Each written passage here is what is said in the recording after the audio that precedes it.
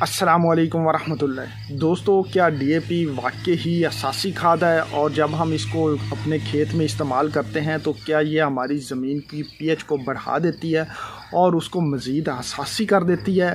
और क्या डीएपी खाद हमारी ज़मीनों को सूट करती है या नहीं करती? और क्या डीएपी खाद जो है वो तेज़ाबी ज़मीनों के लिए बनाई गई है या असासी ज़मीनों को ज़्यादा सूट करती है? आज हम इसी पे बात करने लगे हैं और इसी मुहिम्मे को सुलझाने की कोशिश करेंगे। बहुत सारे दोस्तों ने ये सवालात किए थे, तो आएँ देखते हैं कि ये डीएपी जो है हमारी ज़मीनों को सूट करती है या नहीं करती। मैं हूं डॉक्टर जमील शफ़ी और आप देख रहे हैं प्लांट क्लिनिक का यूट्यूब चैनल। डीएपी खाद दिन ब दिन महंगी हो जा रही है और सिर्फ डीएपी ही नहीं बल्कि सारी की सारी फास्फोरसी खादें हर दिन के साथ महंगी होती जा रही हैं और किसान जो है वो इसके अल्टरनेटिव के बारे में सोचने पे मजबूर है। और बहुत सारे किसान ये भी पूछते हैं कि क्या डीएपी हमारी ज़मीनों के लिए सूटेबल है या नहीं है, और क्या ये असासी खाद है या तेज़ाबी खाद है, और क्या ये जो है वो तेज़ाबी ज़मीनों के लिए बनाई गई है या असासी ज़मीनों के लिए बनाई गई है। ये बहुत सारे क्वेश्चंस हैं और हर एक बंदे की अपनी राय है इस बारे में। आज मैं भी अपनी राय आप लोगों के सामने रखूँगा। आप इससे इत्फाक भी कर सकते हैं और इसके जो है साथ इत्फाक नहीं भी कर सकते। बहरहाल अपनी अपनी राय है।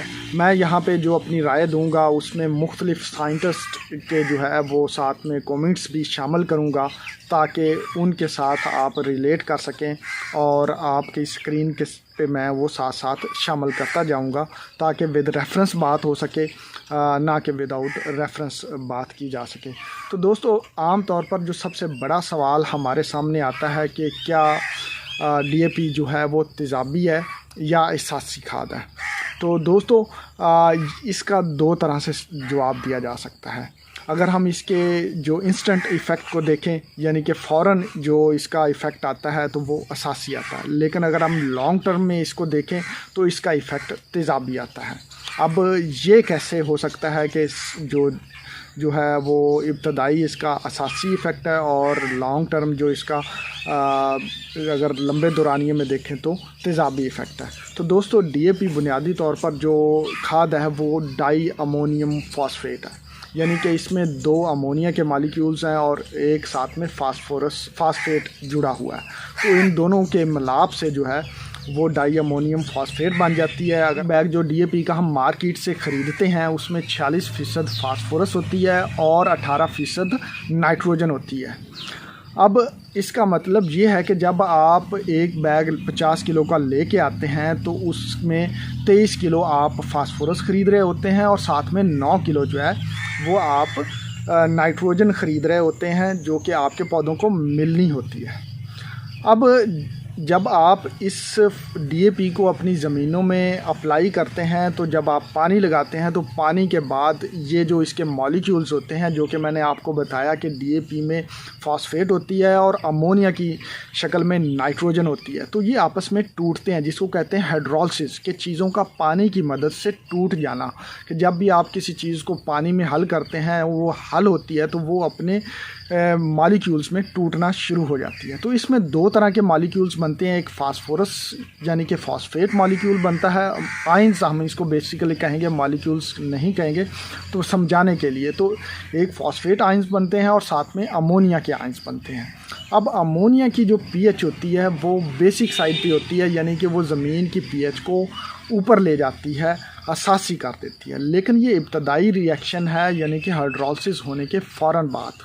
लेकिन अब हम दूसरी तरफ देखें तो जब ये अमोनिया जो है ज़मीन में जाके बैक्टीरिया की मदद से नाइट्रेट में तब्दील होता है तो नाइट्रेट जो है उसकी पीएच जो होती है वो तेज़ाबी होती है, यानी कि पीएच वापस जो है वो 7 से नीचे की तरफ आना शुरू हो जाती है।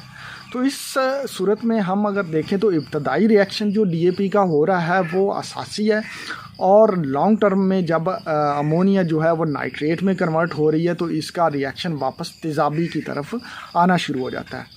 तो इसी से हम एक चीज़ और सीखते हैं कि आम तौर पर आप लोगों को कहा जाता है कि फास्फोरसी खादें या डीएपी को जो है वो बिजाई के साथ इस्तेमाल करें, क्योंकि इसकी अवेलेबिलिटी में टाइम लगता है 10 से 15 दिन का।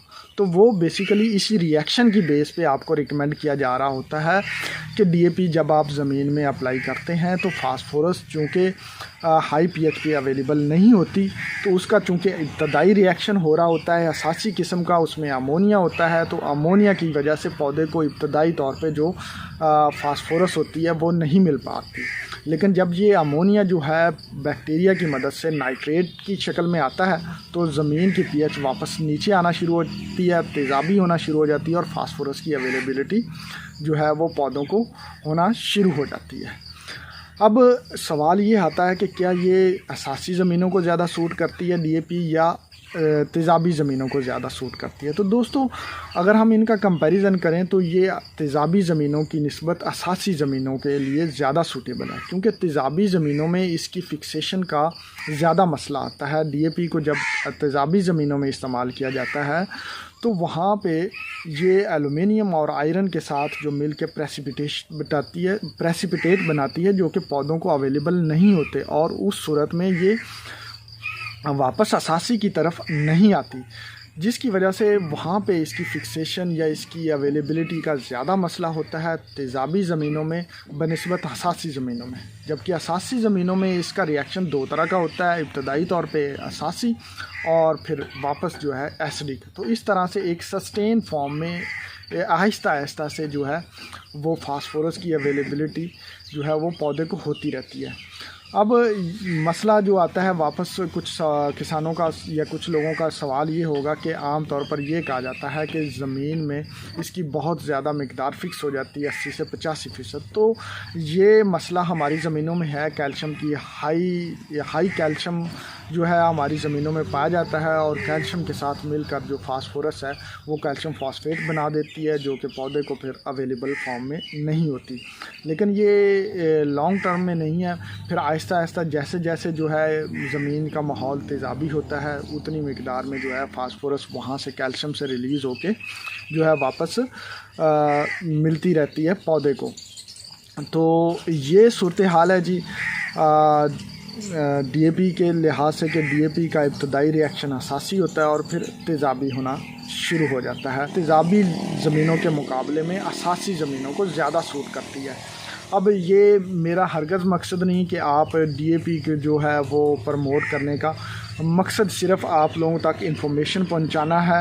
अब इस इन्फॉर्मेशन के विद रेफरेंस में बात कर रहा हूँ, साथ में कुछ साइंटिस्ट के कमेंट्स जो कि पूरी दुनिया में मुख्तलिफ़ अच्छी यूनिवर्सिटियों से ताल्लुक़ रखने वाले साइंसदान हैं, उनके कमेंट्स भी मैं साइड पे स्क्रीन पे चला रहा हूँ, आप वो भी पढ़ सकते हैं। आप ख़ुद भी इंटरनेट से सर्च कर सकते हैं कि जो इन्फॉर्मेशन मैं आप तक पहुँचा रहा हूँ क्या वो रिसर्च से रेलिवेंट है या रिसर्च के साथ मुताबिकत रखती है या नहीं रखती। अब डीएपी चूँकि महंगी हो रही है, इस पे भी मैंने बहुत ज़्यादा ज़ोर दे रहा हूँ कि किसानों को इस तरह की टेक्नोलॉजी ट्रांसफ़र कर दी जाए कि वो डीएपी से जान छुड़ा सकें। अब सिर्फ डीएपी ही नहीं महंगी हो रही, तमाम की तमाम फास्फोरसी खादें महंगी हो रही हैं। आप देख लें कि डीएपी तो एक हमारे किसानों के जो है ज़बान पे नाम चढ़ा हुआ है ना, तो तमाम की तमाम फास्फोरसी खादें महंगी हो रही हैं। आप डीएपी महंगी हो रही है, साथ में एमएपी भी महंगी हो रही है, साथ में नाइट्रोफॉस भी महंगी हो रही है, साथ में आप देखें तो फास्फोरिक एसिड भी महंगा हो रहा है। हत्ता कि जो लिक्विड जो फास्फोरस फॉर्म में आप बना के दे रही हैं फास्फोरसी खादें तेज़ाबी किस्म की सारी कंपनियां जो हैं उसी लिहाज से इसको महंगा करती जा रही हैं। अब इसका हल क्या है? पाकिस्तान में फास्फोरस के बड़े ज़खायर मौजूद हैं, हरीपुर हज़ारा में इसके पहाड़ मौजूद हैं जहाँ पर रॉक फास्फेट मौजूद है। अब ये रॉक फास्फेट को प्रोसेस करने का तरीका जो है वो डायरेक्टली किसानों तक ट्रांसफ़र कर दिया जाए। मेरा असल में ऑब्जेक्टिव यही होता है कि किसानों को टेक्नोलॉजी ट्रांसफ़र कर दी जाए ताकि वो मोनोपोली से बाहर आ सकें, ताकि वो कुछ ना कुछ मिकदार में अपनी खादें बनाना सीख जाएं। अब इस पे भी लोगों को एतराज़ होता है कि किसानों को खादें बनाने के लिए चक्कियाँ लगवा दी जाएँ, फैक्ट्रियाँ फिर क्या अरबों रुपयों की उन्होंने जो है वो अचार बनाने के लिए बनाई हुई हैं। तो दोस्तों मेरा हरगज़ मकसद उन फैक्ट्रियों के साथ किसी किस्म का कंपटीशन नहीं है। मेरा मकसद किसानों तक टेक्नोलॉजी ट्रांसफ़र करें और फिर इसमें जो बढ़ती हुई कीमतों को सस्टेनेबल वे में कंट्रोल में रखने में कामयाब हों। वो किस तरह से हो सकते हैं? अब किसान जो हैं आजकल जो है वो अपनी पराली जो है गंदम की हार्वेस्टिंग करेंगे, पराली को आग लगाएंगे, मकई की हार्वेस्टिंग करेंगे, उसको आग लगाएंगे, फिर गंदम की हार्वेस्टिंग करेंगे, उसकी बाकियात को आग लगाएंगे। तो जो हमारी गवर्नमेंट है वो उसने कानून तो बना दिया कि ये एक जुर्म है और उसके काफ़ी सारे किसानों को उस पर सज़ा भी दी, लेकिन इसका अल्टरनेटिव में कोई नहीं दे रही। कुछ मशीनें हैं जो कि ज़मीन के अंदर इनको चॉप करती हैं, लेकिन वो बहुत ज़्यादा मशीनें एक्सपेंसिव होने के साथ साथ कॉस्ट इफ़ेक्टिव नहीं है। उनको जब चॉप करने पे लगाते हैं तो वो इतना फ्यूल कंज्यूम कर देती हैं कि वो किसान की पहुंच से ही बाहर हो जाता है। तो इसका सिंपल हल ये है कि किसानों को इससे फास्फोरसी खादें बनाने के तरफ जो है वो लाया जाए। किसानों को रॉक फास्फेट दिया जाए, ऑर्गेनिक मैटर उनकी जो फसलों की बाकियात से हासिल हो रहा होता है, और उन बाकियात को जो है किसानों को जो है फास्फोरस सॉल्युबलाइजिंग बैक्टीरिया दिए जाएं। अब इनको क्या होगा, बाकियात और रॉक फास्फेट जो कि हरीपुर हज़ारा में बहुत ही ज़्यादा सस्ती है, वहाँ से लाके किसान जो है इनको ब्लेंड करें, ऊपर फास्फोरस सॉल्युबलाइजिंग बैक्टीरिया का स्प्रे करें, और 30 से 35 दिन या मैक्सिमम 60 दिन में जो है उनकी एक बेहतरीन किस्म की बायो ऑर्गेनोफॉस्फेट तैयार हो जाती है, जो कि बहुत ही अच्छे रिज़ल्ट उन्हें देगी। एक तो वो ऑर्गेनिक मैटर उनकी ज़मीन में बढ़ाएगी, और दूसरा फास्फोरस की अवेलेबिलिटी या उनकी फिक्सेशन के मसाइल को हल कर देगी, और तीसरा जो वो फसलों की बाकियात जो फजूल में आग लगाने से ज़ाया होती हैं और साथ में इन्वायरमेंटल पोल्यूशन क्रिएट करती हैं, उस मसले पे भी बहुत हद तक कंट्रोल पाया जा सकेगा।